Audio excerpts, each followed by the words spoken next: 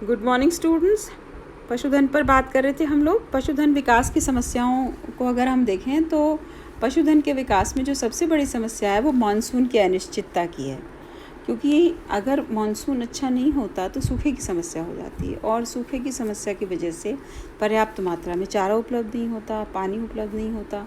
तो योजना एवं समन्वय का चूँकि अभाव रहा है इस क्षेत्र में, तो एक संपूर्ण खाका तैयार किया जाना ज़रूरी था। पशुओं के स्वास्थ्य को भी बहुत सारी स्थितियां हैं जिसमें पशुओं के स्वास्थ्य को भी देखने की ज़रूरत है।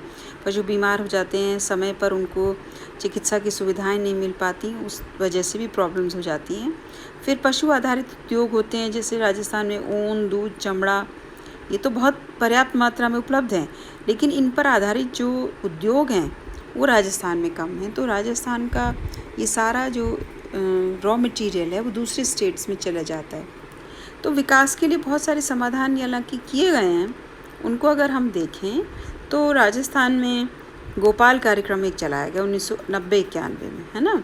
गोपाल में क्या किया गया कि एक गांव में एक शिक्षित युवक को गोपाल का नाम देकर उसको प्रशिक्षित किया गया। किस किस काम के लिए प्रशिक्षित किया गया कि विदेशी नस्ल का उपयोग बढ़ाने के लिए क्रॉस प्रजनन, कृत्रिम गर्भाधान की विधि का प्रशिक्षण उसको दिया गया।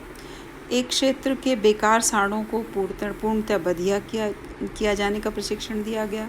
पशुपालकों को इस बात का प्रशिक्षण दिया जाता है गोपाल कार्यक्रम के अंतर्गत कि पशुओं को स्टॉल पर किस तरह से खिलाएं, सदैव बाहर चारा चरने पर आश्रित ना रहें।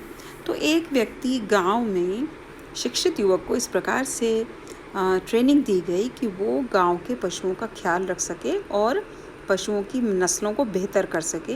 कुछ फर्स्ट एड का, जैसे छोटे मोटे इंजेक्शन लगाना, पशुओं को बुखार है या चोट लग गई है, इस तरह की उसको स्थितियाँ के लिए उसको तैयार किया गया। और उसको चारे में क्या खिलाया जाए, स्टॉल पर चारा खिलाया जाए, इत्यादि के प्रशिक्षण दिए गए। फिर दूसरा कार्यक्रम भेड़ प्रजनन कार्यक्रम चलाया गया। राज्य में ऊन व मांस के उत्पादन में गुणात्मक और मात्रात्मक सुधार करने के लिए भेड़ प्रजनन एक प्रोग्राम चलाया गया, जिसमें क्रॉस प्रजनन किया गया। ताकि देखिए, क्रॉस प्रजनन का क्या अर्थ है। क्रॉस प्रजनन से अर्थ है कि एक नस्ल की भेड़ दूसरी नस्ल की भेड़ से अगर उसको प्रजनन करवाया जाए तो बेहतर किस्म की भेड़ उपलब्ध होती है। यानी जितनी एक प्रजाति को दूसरी प्रजाति से अगर हम करवाते हैं प्रजनन, तो एक अच्छी भेड़ तैयार होती है। तो इस प्रकार से भेड़ प्रजनन कार्यक्रम में क्रॉस प्रजनन किया गया। कृत्रिम गर्भाधान के जरिए भी भेड़ों की, कृत्रिम गर्भाधान यानी इंजेक्शन से जो गर्भाधान होते हैं, तो बेहतर किस्म के इंजेक्शंस से भेड़ों का गर्भाधान किया गया, उसके नस्ल सुधारी के लिए ज़रूरी समझा गया। तो इस कार्यक्रम में उसको शामिल किया गया। फिर विपणन की व्यवस्था, यानी कि जो पशु हैं उनको पशुओं पर आधारित जो भी, जैसे भेड़ों से मान लीजिए ऊन है, दूध है, चमड़ा है इत्यादि, इन सब का उनको उचित मूल्य प्राप्त हो, इसके लिए पशुओं के क्रय विक्रय हेतु पशु मेले लगाए जाने। दूसरी तरफ दूध को बिना मध्यस्थों के सीधा सहकारी समितियों, जैसे मैंने आपको बताया सरस का एग्जाम्पल दिया, तो सीधा सरस के पास अगर चला जाए, कोऑपरेटिव सोसाइटी के पास, तो कोई मध्यस्थ नहीं है बीच में, वो सीधा बेच देते हैं और सीधा कंज्यूमर तक कोऑपरेटिव सोसाइटी दूध पैक करके पहुंचा देती है। तो इससे ज़्यादा से ज़्यादा फ़ायदा उत्पादक को मिले। फिर राज्य में पशु मेलों का आयोजन ग्राम पंचायत, नगर पालिका और पंचायत समितियों के माध्यम से किया जाने का इसमें कार्यक्रम चलाया गया।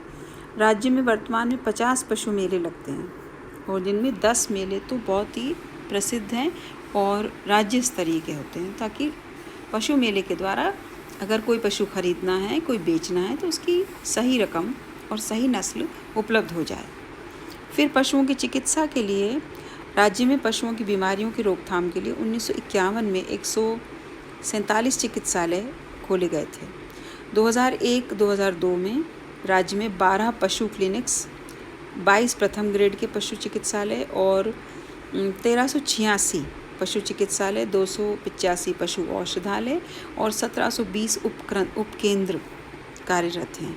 इसके अलावा 34 जिला रोग प्रयोगशालाएं राज्य में कार्यरत हैं। फिर एकीकृत पशु विकास कार्यक्रम चलाया गया।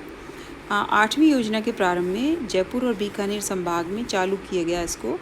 फिर बाद में यह कार्यक्रम कोटा, जयपुर, बीकानेर, अजमेर, उदयपुर संभागों में 21 जिलों में चालू किया गया, इसको लागू किया गया।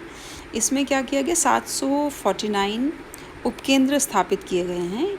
इस योजना में पशुओं के स्वास्थ्य के अतिरिक्त कृत्रिम गर्भाधान, बेकार पशुओं का बंधीकरण और उन्नत किस्म का चारा के बीजों का वितरण इसमें शामिल किया गया। ठीक है। फिर पशुपालन अनुसंधान यानी कि रिसर्च सेंटर्स बनाए गए। तो 2 चिकित्सा महाविद्यालय हैं, बीकानेर और जयपुर। वो द्वितीय पंचवर्षीय योजना में खोले गए। भारतीय कृषि अनुसंधान परिषद ने बीकानेर और सूरतगढ़ में भेड़ अनुसंधान केंद्र स्थापित किए। जोधपुर में ऊन और भेड़ प्रशिक्षण स्कूल स्थापित किया गया है। विश्व बैंक की सहायता से जामडोली में पशु चिकित्सकों और अधिकारियों को विशेष तकनीकी प्रशिक्षण हेतु राजस्थान पशुधन प्रबंधन संस्थान का भवन का निर्माण करवाया गया है। तो इस प्रकार से पशुओं के विभिन्न चीज़ों पर ध्यान देने के लिए ये सब कार्यक्रम चलाए गए।